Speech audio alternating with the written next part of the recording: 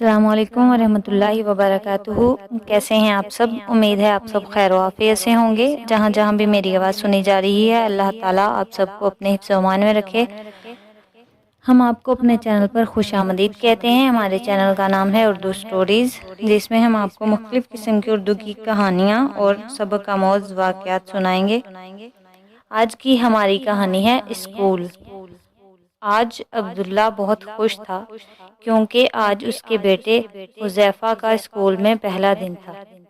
عبداللہ دن بھر رکشہ چلاتا اور جو کماتا اس سے گھر والے اللہ کا شکر ادا کرتے ہوئے زندگی گزارتے۔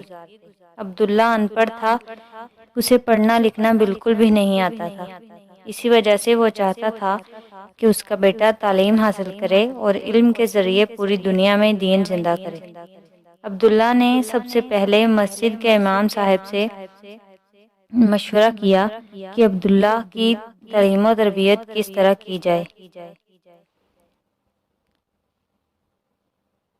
امام صاحب نے عبداللہ کو مشورہ دیا کہ سب سے پہلے حذیفہ بیٹے کو کسی اچھے دینی ماحول والے اسکول میں داخل کرواؤ، اور پھر کچھ عرصے بعد جب حذیفہ بیٹا اچھی طرح پڑھنا لکھنا سیکھ لے تو اسے کسی اچھے مدرسے میں حفظ قرآن کرواؤ۔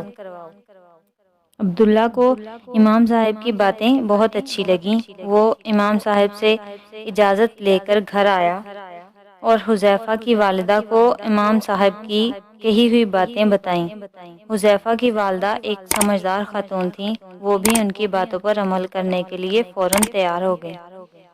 عبداللہ گھر کے قریب موجود اسکول گیا اور حذیفہ کا داخلہ اسکول میں کروا دیا۔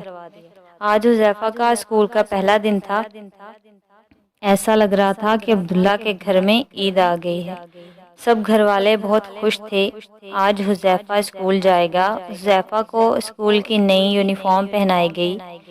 امی نے جلدی سے لنچ باکس میں حذیفہ کا پسندیدہ کھانا رکھ دیا اور حذیفہ کو پیار سے سمجھایا کہ دیکھو بیٹا، جب کھانے کا وقفہ ہو تو ہاتھ دھو کر بسم اللہ پڑھ کر سیدھے ہاتھ سے کھانا اور اپنے ساتھیوں کو بھی کھلانا۔ حذیفہ میاں اپنے ابا جان کے رکشے میں بیٹھ کر اسکول پہنچے، لیکن یہ کیا، جیسے ہی عبداللہ حذیفہ کو اسکول چھوڑ کر واپس آنے لگا، حذیفہ نے رونا شروع کر دیا اور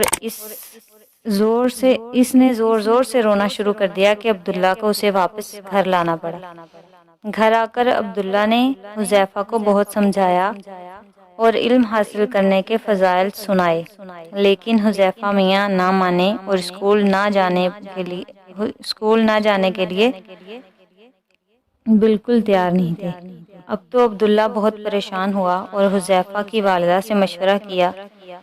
انہوں نے عبداللہ کو سمجھایا کہ بچہ ہے، کچھ دنوں میں سب ٹھیک ہو جائے گا، آپ اس کے حال پر چھوڑ دیں اور اللہ سے دعا کریں۔ عبداللہ نے ایسا ہی کیا۔ وہ ہر روز فرض نماز کے بعد حذیفہ کے لیے دعا کرتا۔ حذیفہ میاں اپنی مستی میں گم تھے۔ وہ دن کو باہر نکلتے، دوستوں میں کھیلتے اور شام کو گھر آ کر کھانا کھا کر سو جاتے۔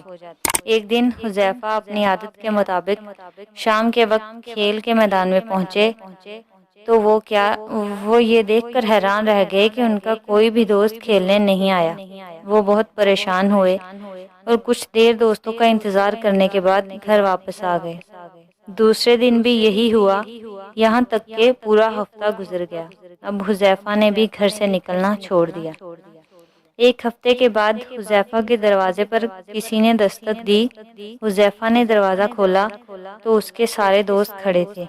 وہ حذیفہ کو کھیلنے کے لیے بلانے آئے تھے۔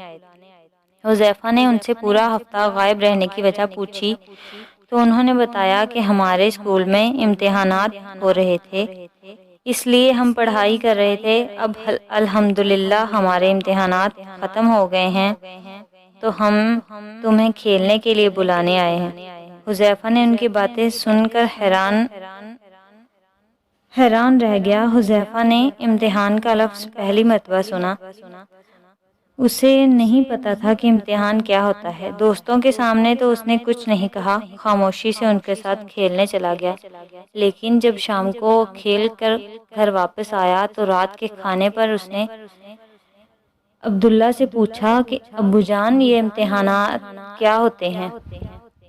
عبداللہ نے کہا، بیٹا، جو بچے اسکول میں پڑھتے ہیں ان کی پڑھائی کا سال گزرنے پر ان سے اس پڑھائی کے متعلق سوالات کیے جاتے ہیں اور دیکھا جاتا ہے کہ کس بچے نے اپنا سبق اچھی طرح یاد کیا۔ سب سے اچھی طرح سبق یاد کرنے والے بچوں کو اچھے اچھے تحفے دیے جاتے ہیں اور گھر والے بھی خوش ہو کر ان کو انعامات دیتے ہیں۔ تحفوں اور انعامات کا سن کر حذیفہ کے منہ میں پانی آ گیا۔ اس نے اپنے ابو سے کہا، ابو کیا مجھے بھی انعامات مل سکتے ہیں؟ عبداللہ نے کہا، کیوں نہیں، اگر تم اسکول جاؤ گے اور دل لگا کر پڑھو گے تو تمہیں بھی انعامات ملیں گے اور تمہارے امی ابو بھی خوش ہوں گے۔ اور جب کسی بچے سے اس کے امی ابو خوش ہوں گے تو اس سے اللہ تعالیٰ بھی خوش ہوتے ہیں اور ہر کام میں اس کی مدد کرتے ہیں۔ اب حذیفہ کو بہت افسوس ہوا کہ اس نے اپنے امی ابو کا دل دکھایا اور ان کی بات نہ مانی۔ اس نے اپنے امی ابو سے معافی مانگی اور ان سے وعدہ کیا کہ اب وہ ہمیشہ ان کی بات مانے گا اور کبھی بھی ان کی نافرمانی نہیں کرے گا۔ یہ تھی آج کی ہماری کہانی۔ تو دوستو، امی ابو ہمیشہ ہماری اچھائی ہی سوچتے ہیں۔ ان کی چاہت ہوتی ہے کہ ان کے بیٹا یا بیٹی دنیا اور آخرت میں کامیاب ہو، اس لیے کبھی بھی ان کی نافرمانی نہیں کرنی چاہیے، اور اگر کسی بات پر امی ابو ناراض ہو جائیں تو فوراً ان سے معافی مانگنی چاہیے، کیونکہ جس سے اس کے امی ابو ناراض ہوتے ہیں اس سے اللہ تعالیٰ بھی ناراض ہو جاتے ہیں۔ ہمارے پیارے نبی صلی اللہ علیہ وسلم نے فرمایا، والدین کی ناراضگی میں اللہ تعالیٰ کی ناراضگی ہے۔ امید ہے آپ کو ہماری کہانی پسند آئے گی۔ اگر آپ کو ہماری کہانی پسند آ رہی ہیں تو شیئر کیا کریں اور ہمارے یوٹیوب چینل کو سبسکرائب کریں اور بیل آئیکن کے بٹن کو لازمی دبائیں تاکہ ہماری آئندہ آنے والی ویڈیو آپ تک بر وقت پہنچ سکے۔ ہماری نیکسٹ ویڈیو تک کے لیے اپنا خیال رکھیں اور اپنے ساتھ جڑے لوگوں کا بھی خیال رکھیں۔ اللہ حافظ۔